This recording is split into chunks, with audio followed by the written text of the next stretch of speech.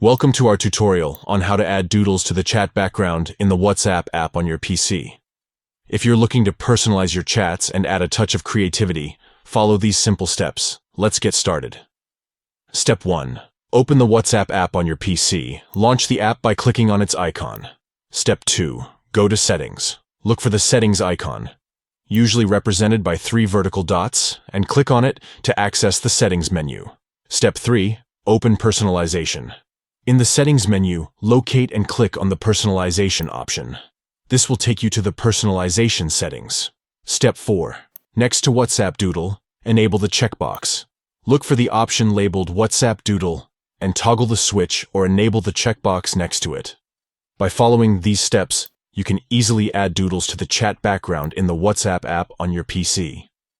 This will allow you to express your creativity and make your chats more visually appealing. Thank you for watching, and don't forget to subscribe to our channel for more helpful tutorials.